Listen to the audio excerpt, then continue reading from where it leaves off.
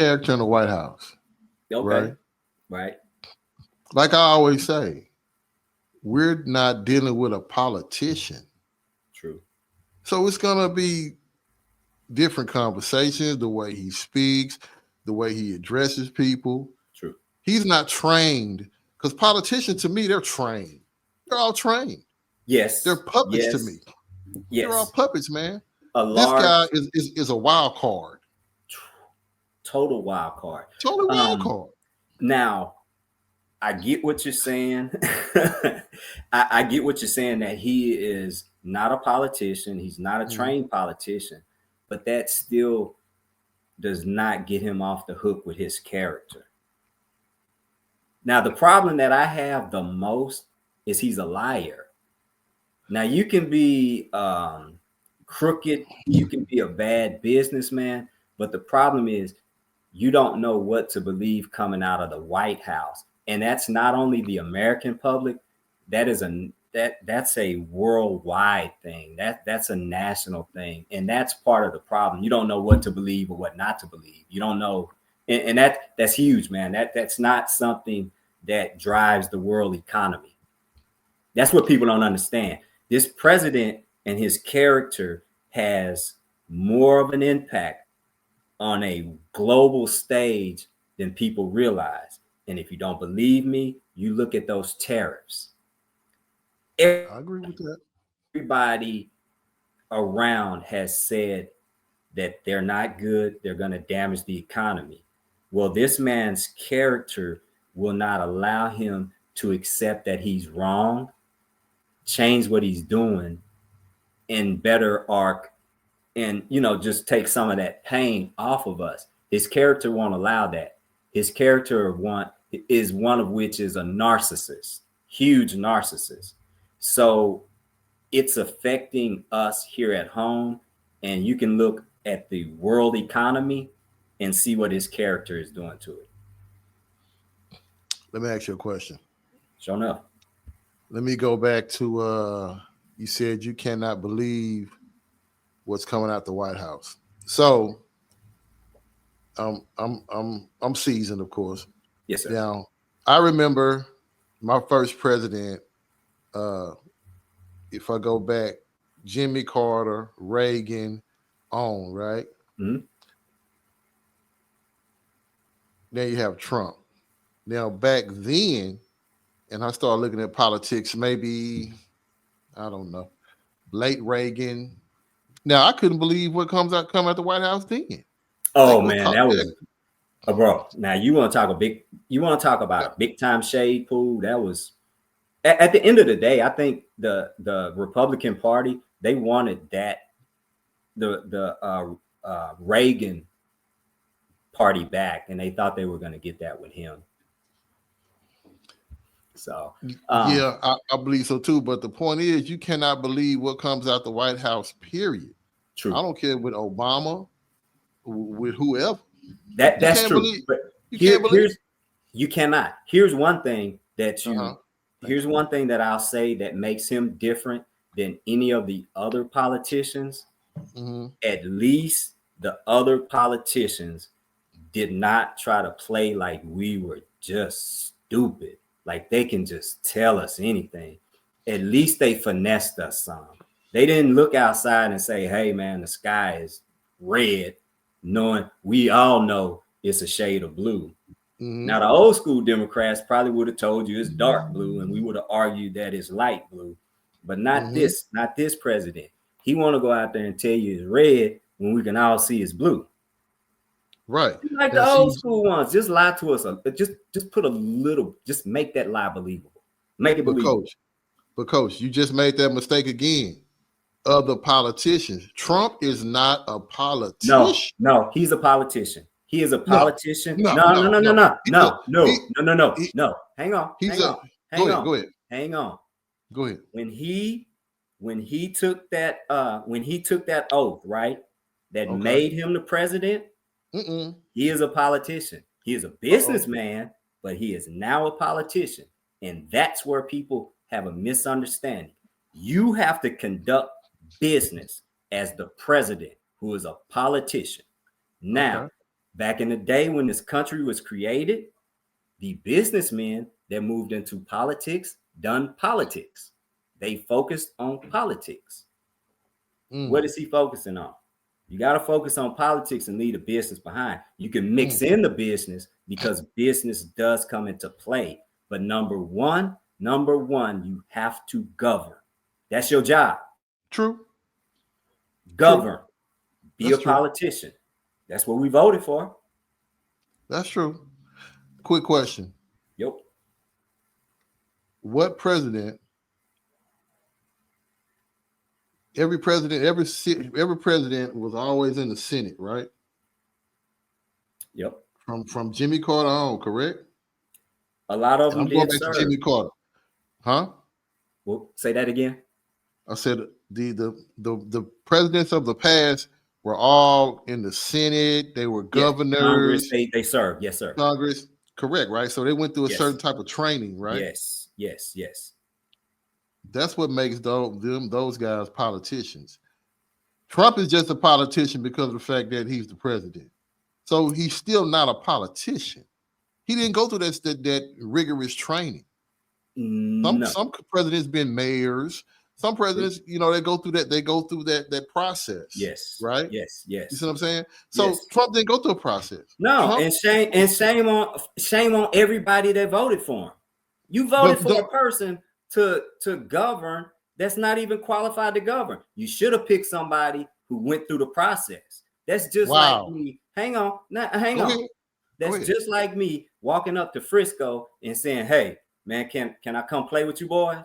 Nah, bro, you cannot play. Number one, because you're not qualified, and number two, you ain't been through the process. Now they can put me on the team, but guess what I'm gonna do? If they put me out there, I'm gonna fail miserably because I'm not cut out for the job. You have to work out in order to achieve. You want achievement without work. You want to bypass the whole political process.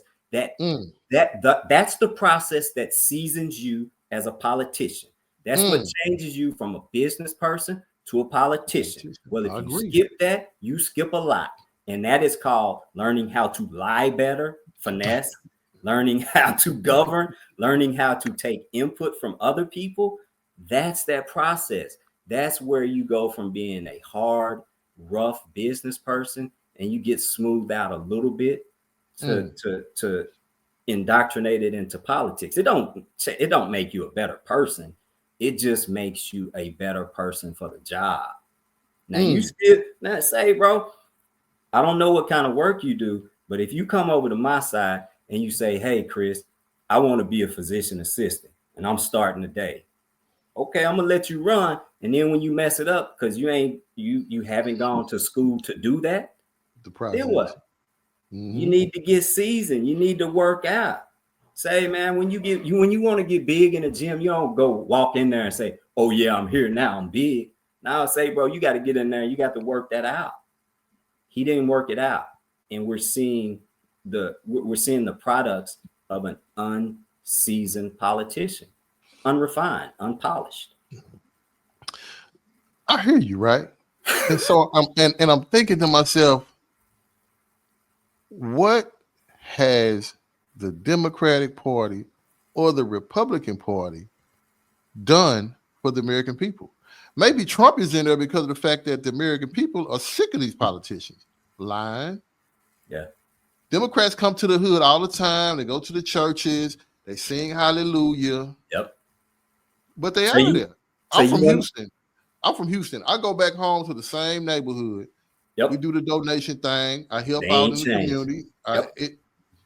What they doing? What are they doing? That is a question. That is a huge question. Now, and it's been going on since for the beginning of time. Thank you. Do you know how the Republicans and the Democrats receive their red and blue colors? Yeah. I do not. It was done from a prize fight in 1776. Okay. It was a boxing match, right? One guy had red, one guy had blue. I can't think of the guy who gave the Democrats and Republicans their colors, but it came from a boxing match on the street. Oh wow! So you telling me we're dealing with gangs now. So to me, they're Crips and Bloods, right? Yep. They're Crips and Bloods. Yes. They haven't did anything. Like I ask people, name one thing about the Democrats that they've done for black people. I'm still waiting. Here's one thing that I will say that Democrats done that helped everybody. Obamacare. Okay. Obamacare. Yeah, you can look at me like, huh? Coach, Obamacare? Yeah. Yes, I work in healthcare. Yes, I work in healthcare. And you want to know why it helped? Because you have people that were uninsured, couldn't get insurance, couldn't get on a program because they had pre-existing conditions, or you had people that could not afford insurance. Well, they created a marketplace which made insurance companies lower some of these premiums. Although it's not the best healthcare, it is some healthcare that you can use. So that is one thing that I can say. Although it's hurt my pocketbook financially, it has hurt me, but I will say I'm okay with it because it's helped other people. So if that's the first thing, and probably one of the few things, sadly, that I can say that the Democrats have helped us with. Hell, if they quit pushing all of those alphabet agendas, then they might be. Hey, man, let me ask you this. I heard an interesting term last week, and I do believe it fits in the United States. I don't think we're any longer a democracy. I think we are a kleptocracy. Ooh, yeah. Think about it. It's all quid pro quo. What can I get out of the deal? Ooh. How much? And this is Democrats and Republicans alike, because everybody got their agenda. People want to get paid. People want to move up. People want everything. So it's no longer about the people. It's about their agendas on both sides. The agendas just happen to be different. And guess who's stuck in the middle? It's like when your parents are fighting, your mom is fighting your dad. Well, at this point, y'all fighting. What y'all doing for us? We right here in the middle. And that is us in the middle class watching mama and daddy fight each other. And it ain't a damn thing we can do about it, but hope it ends soon. And don't nobody die. You know, that was kind of deep what you said a few minutes ago. Which part? It got me thinking. The kleptocracy? Because everybody is multiple, I'm going to say communities that have their own agenda now. Yep. It used to be all for one for all. Yes. And I'm putting my quotes up. Yeah. But now it's, okay, we'll give you this much money because we want to do this. But Go ahead. No, I was going to say, I want to give you this much money, but it comes with a but. But Quid pro quo, man. Everything comes at a cost. How about let's just do something that benefits the people without coming at a cost? Yeah. And you know what, man? That's what's happened with this country. Everybody wants to benefit hugely off of their position in politics. Well, that ain't the reason why you should get into politics. The reason you should get into politics is for public service. True. Not for public payment. Right. Exactly. The agenda is screwed now. It's screwed, right? So it's in my opinion, it's always been some type of agenda for the American people, for the black and browns. It's always been some type of different agenda. And to me, it's starting, well, I'm going to say maybe about 4 or 5 years ago, maybe more longer than that. Our kids are getting hit with different things now. They're starting earlier with our kids, indoctrinating them too with the alphabet stuff. You know, everything is kind of, let's catch them early. Yes. So they can grow up, and it's just normalized now. Man, you know, here's the thing. If you want to change a culture or kill a culture, you start with the kids. Yep. I mean, you either miseducate them or you don't educate them. And if you want to push an agenda, then you start with that alphabet stuff at a young age and tell everybody it's all good. Well, that's not true, man. You that might be what is socially acceptable, Yeah. but it is not morally acceptable.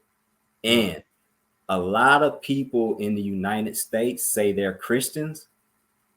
They just saying that because if you were, now don't get me wrong, and this plays into this democratic thing. Everybody ain't meant to come, bro. And why would I bring you LBGTQ if that is wrong? Now there are people, male, female, Republican, Democrat, give me one of those four choices and I represent you. I'm not representing the LGBTQ. I will represent John Doe as John Doe, but not John Doe as Jane Doe. You want me to do that? You got to be John Doe. Yeah. I agree with that. And the parents are at fault too.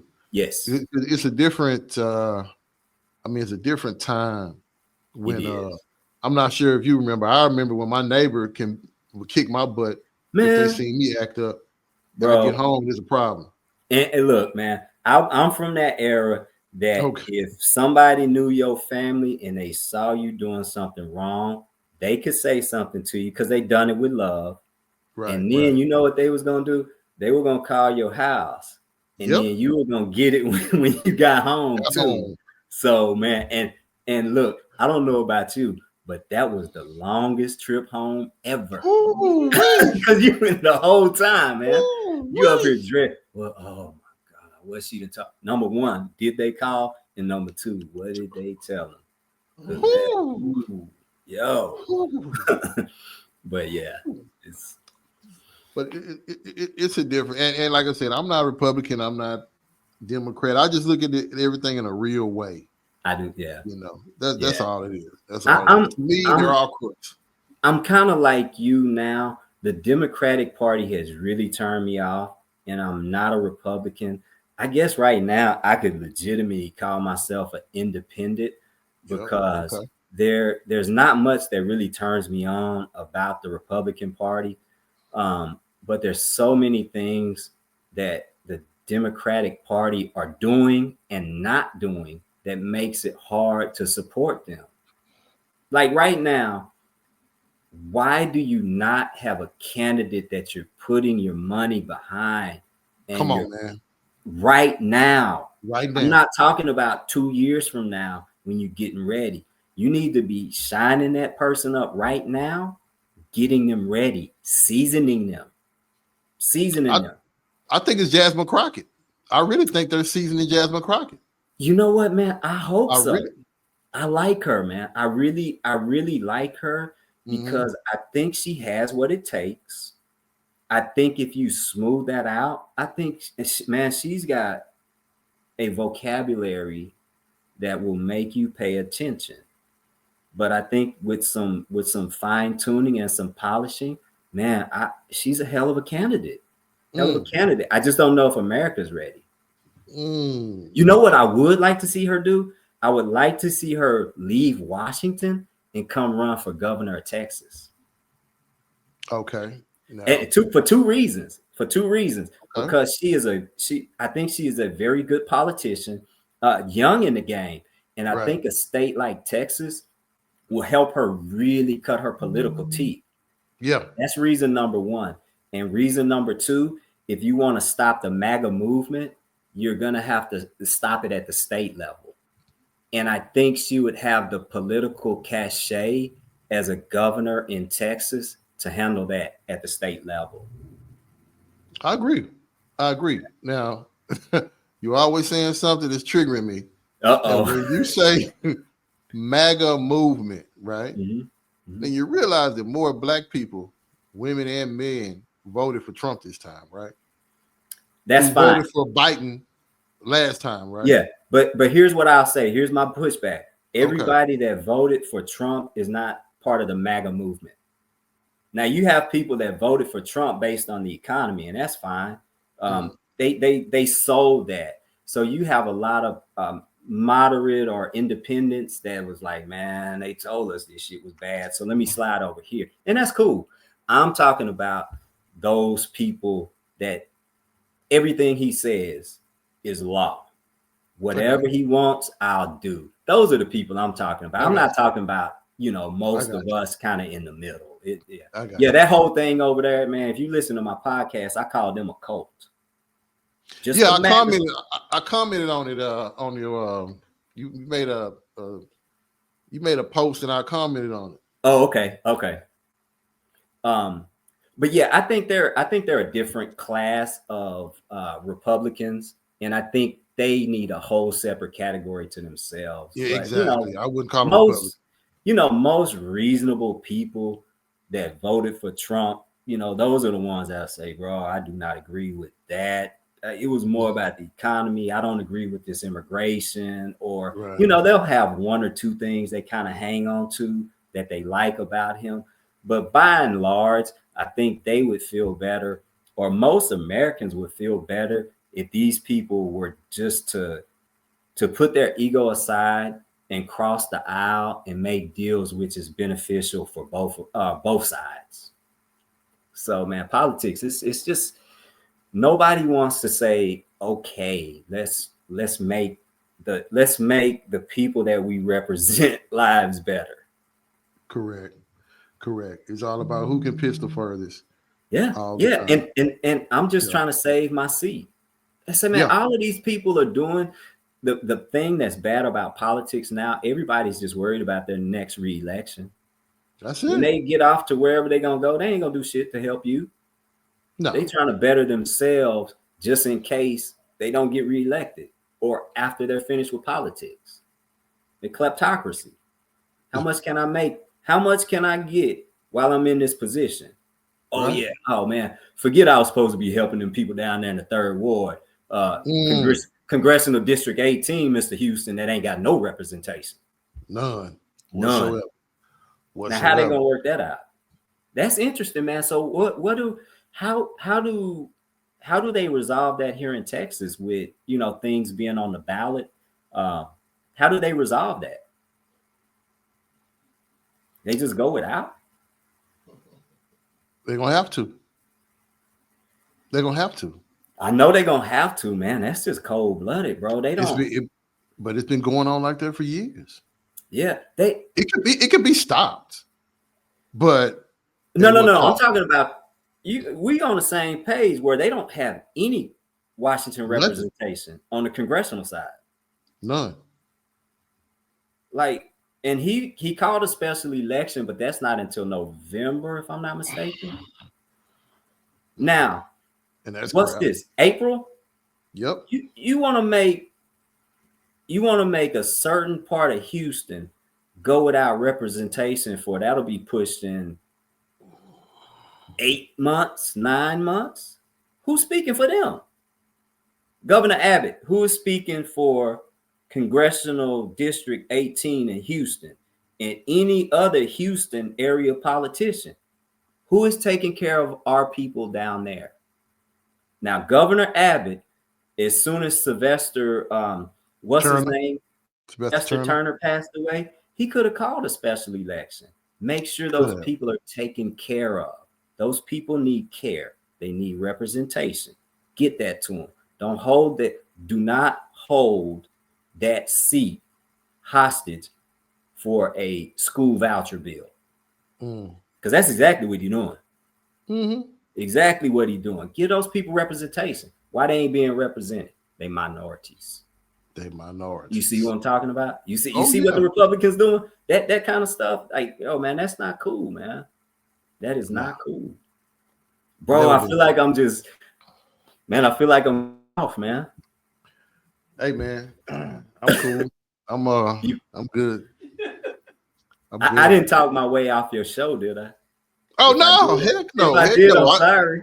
I think we had a cool conversation. Okay, now you got me thinking about some things, and now I'm gonna go back to the drawing board, do my research, and I'm gonna backdoor and come back again. Okay. All right. So I challenge the man. No, man, I'm not the man. Man. But look, I like conversations like this because it forces us to think. And sometimes it forces us to think outside the box There you or go. take a different view on something. But that's Correct. what makes this country great. If we can just sit down and talk, a lot of us think alike. A lot of us have similar philosophies. It's just how can we bridge those philosophies when we don't agree 100%? Politics used to be like that. You had politicians on both sides that cared for the people that they represented, and they wanted the best for that. So they would try to see how they could cross the aisle to make a deal. And we don't have that. No. I'll do it. Go ahead and do it. I'll support you. No, man, I couldn't be a politician. I could be a political consultant. Nah, I ain't that, man. They don't. They're not ready. Nah, man. You know what, man? I had my buddy. He asked me yesterday. He was like, "Man, I'm just waiting for you to go talk about going into politics." And I said, I've never thought about that. I said, "Well, what makes you think that I would be good?" He said, "Because you care." I was like, "Damn, that hurt." He told me the truth. I was like, I think a lot of people get in there because they care, but then you have to deal with the BS that comes with it. Yep. And the under table cash flow that comes with it too. Now, how are you built? Are you built as a coward? Yep. Or are you built as a quote unquote man or woman to you in there for your people? Or are you gonna be in there for the people? Or you gonna take your money to just look out for quote unquote your people, right? Or yourself. Yeah. So there's so much behind the scenes in politics that if you come out of that thing with your morality and your character intact, you done something, because it's so much corruption and all of those other things. If you're not really morally grounded, it's man, that thing is a beast out there, and people can lose their way quickly, as we've seen.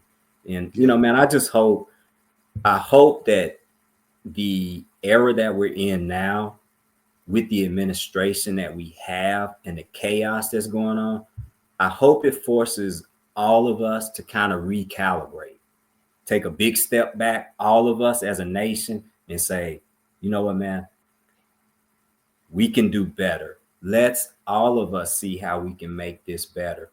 Republicans, Democrats, Independents, you name it. Yeah. It is, let's fix it. I would love to see that. Hell, I would love to be part of that. Oh, yeah. So, question. You voted for Kamala Harris? That's either yes or no. So you did. Okay. So I'm just curious. Because I always ask people this all the time. What qualified her to be the president? Because she's the vice president? That's the typical answer I get. Yeah. She's vice president? You know what? That is a good question. But I guess the question is, what qualifies anybody? There you go. I guess I would say she has political experience. People may not really like that experience as a governor in California. She was a vice president, but I mean, what made her any different than Hillary Clinton? And what makes her any different than JD Vance? Right? She's got a law degree. They both practice. Well, she practiced law. She was an attorney general. So, she came up through the ranks. So I think if you just want to go on experience, her experience qualifies her. Now, do her policies dictate that she should be in the White House? Well, obviously we've seen that it didn't. So policies. Were those policies, her policies? No. Or okay. No. Hey, here's the deal, man. At the end of the day, those policies that are being made, they're not anybody's policies. Exactly. Not the people that are representing people. Those policies that you're seeing coming out right now, that's the Heritage Foundation. Big time. Okay. Yeah, we no, know they wrote Project 2025. The 25. Heritage Foundation wrote it. Mhm. That is their playbook. Yeah. They're the ones that's behind it. He's just a tool, just like most presidents are just a tool for whichever faction they serve. You just happen to Right. be the mouthpiece. President That's Obama was no different. That's true. That's true. Ain't no different.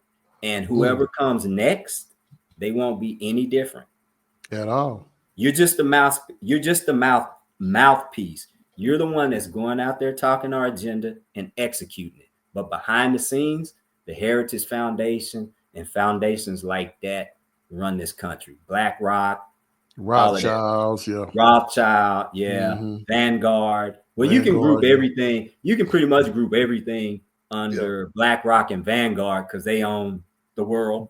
The world, yeah. Shit, the world, for real. Yeah. So. Okay. All right, man. Hey, that was a cool conversation. Man, I appreciate 32 minutes. Yeah, 32 minutes. 32 That's minutes. Cool. I enjoyed it, man. I hope you would invite me back on. I like this. Oh, yeah. You're going to come back.